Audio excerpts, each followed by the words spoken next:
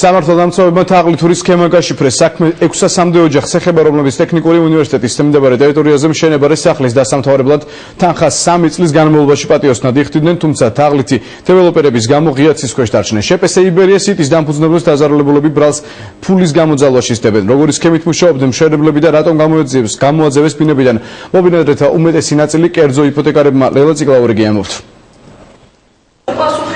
ხალხი მომანული ყავდათ გაგვიტეხეს ბინა და შევიდნენ საერთოდ უარწერი არანაირ კანონში. ამ შენებარე სახლს ჯერ მისამართიც არ აქვს, თუმცა მათი მობინადრეები პროკურატურამ დაზარალებულად უკვეცნო. 600-მდე ოჯახი, რომელიც ტექნიკური უნივერსიტეტის მიმდებარე ტერიტორიაზე მშენებარე სახლის დასამთავრებლად თანხას იხდიდნენ, ღია ცის ქვეშ დარჩნენ.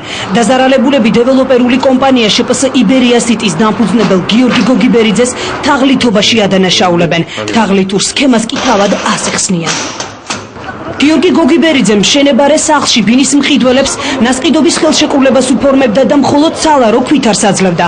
ქვითარი ბუღალტერიაში არ იყო გატარებული, რის საფუძველზეც იბერია სიტის დამფუძნებელი უკვე გასხვისებულ ბინებს რამდენჯერმე ყიდდა. ფინანსების არარსებობის სრულ მოტივით 1 წლის წინ მშენებლობა ჩერდება.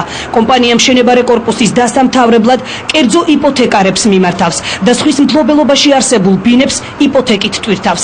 საბოლოოდ დაზარალებულების ქონება სწორედ იპოთეკარების ხელში გადადის. მობინადრეთა ვარაუდით გოგიბერიძე მათთან თაღლითურ გარიგებაში იყო. მეთქი რემონტს დავიწყებთ ნელ-ნელა, ყველაფერს გავაკეთებთ მეთქი და უცებ ერთი დღეათ მოსული ვიყავი და დავხვდნენ იპოთეკარები. თურმე ერთი იპოთეკა ჩვენ ბინაზე იყო 2 იპოთეკა გაკეთებული. მშენებარე სახლის მობინადრეთა უმეტესი ნაწილი კერძო იპოთეკარებმა სახლებიდან გამოაძევეს. დაზარალებულებმა სარჩელი ჯერ ქალაქის პროკურატურას, შემდეგ გენერალურ პროკურატურას და ბოლოს ფინანსთა სამინისტროს საგამოძიებო სამსახურს მიმართეს. ვინც მოა ჩემ ბინასთან მოვკლავ ადამიანს არ მოუშვე ბინაში. ეს ბინები ჩადეს აი კერძო იპოთეკი დატვირთეს, არის ძალიან მიზეზით ჩაიდოს.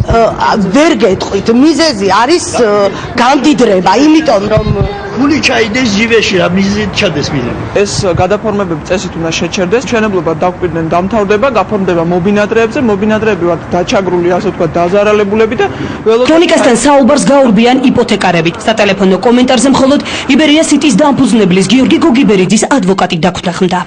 მობინადრეებს თავიანთი ფართები რაც ჰქონდათ ადუ შიდა ხელშეკრულებით, თავიანთი ფართები ჩვეულებრივად უფორმდებათ საჯარო რეესტრში და იპოთეკარები გადადიან გ-ბლოკში, ანუ სადაც არის საოფისე ფართები. თვითონ გოგიბერიძე არის ქალაქ თბილისში, არსად არ გაქცეულა. გოგიბერიძეს ეხლა ამჟამად ვერ დაუკავშირდებით, მე ვარ სასამართლო პროცესზე. დაზარალებულთა ინტერესების დამცველი ადვოკატი ამბობს, რომ მსგავსი შემთხვევები პირველი არ არის. პროკურატურაში თაღლითური გარიგების 12,000-მდე მსხვერპლის სარჩელი დევს. ყველა შემთხვევაში ეს მოქალაქე მოიგებს პროცესს, თუმცა ეს აღნიშნავს იმას, რომ მათ ან ფული დაუბრუნდება თუ კან, ან სახლი აშენდება, იმიტომ რომ 99% მშენებლობა ისევე მეორე ბარი ჩადებული იპოთეკაში და პირველი რიგის იპოთეკარი, ანუ კრედიტორი არის ამ შემთხვევაში ბანკი. მათ რჩება დღეში ისევე მეორე ცარიანი სასამართლო გადაწყვეტილება. ამიტომ, როდესაც ნებისმიერ ხელშეკრულებას და მსგავსი ტიპის ხელშეკრულებას აფორმება, აუცილებელია, რომ ეს ხელშეკრულება გარანტიით იყოს უზრუნველყოფილი. მომხდარზე სისხლის სამართლის საქმე უკვე აღზრულია. მსგავსი ისტორიებისგან კი მომხმარებელს მომავალში ახალი კანონი დაიცავს. დეველოპერი სახელმწიფოსგან მშენებლობის ნებართვას ვერ მიიღებს, თუ კი კლიენტთან გაფორმებული ხელშეკრულება საჯარო რეესტრში წინასწარ არ გატარდა.